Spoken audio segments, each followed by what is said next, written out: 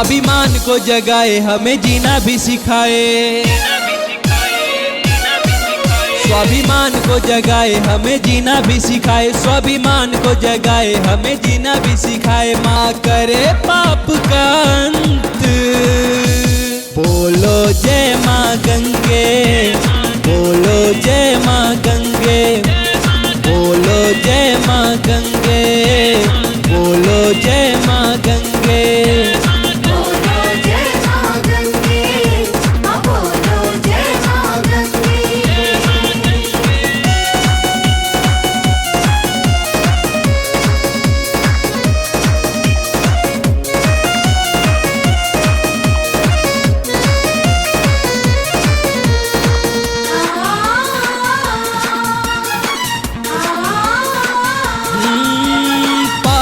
भी पवित्र हो जाए माँ का दर्शन पाने से।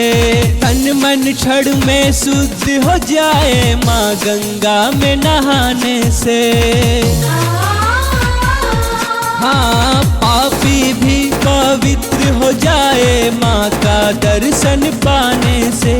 तन मन क्षण में शुद्ध हो जाए माँ गंगा में नहाने से। आगे कदम बढ़ाएं, जिम्मेदारी भी निभाएं। हो आगे कदम बढ़ाएं, जिम्मेदारी भी निभाएं। आगे कदम बढ़ाएं, जिम्मेदारी भी निभाएं। साथ में भी है साधु संत, बोलो जय माँ गंगे, बोलो जय माँ गंगे, बोलो जय माँ गंगे, बोलो जय माँ गंगे।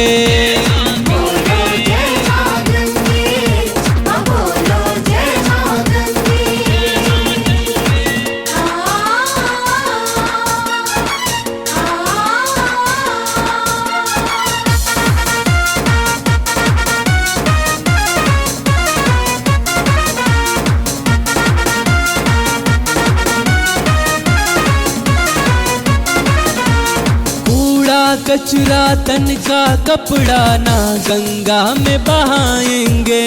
खुद भी नहा गंगा जल लाकर पूजा पाठ कराएंगे। ओ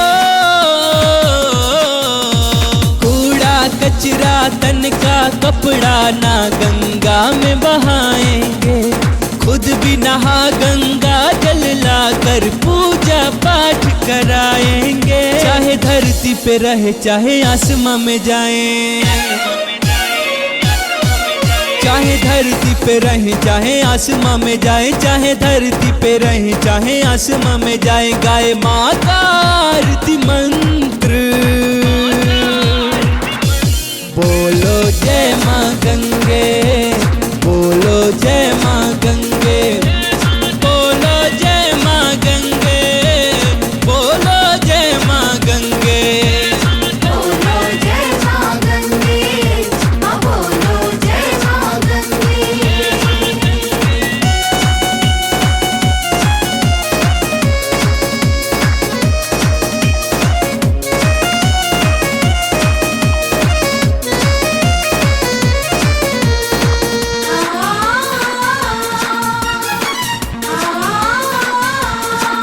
भगवान शिव की काशी नगरी तीनों लोक में महान है। मोक्ष मिले काशी में सबको ऐसा सुना वरदान है।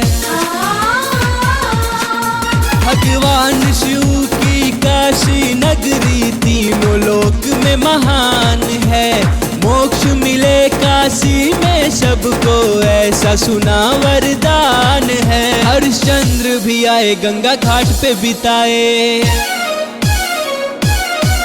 हरिश्चंद्र भी आए गंगा घाट पे बिताए। हरिश्चंद्र भी आए गंगा घाट पे बिताए। हुआ उनकी परीक्षा का अंत,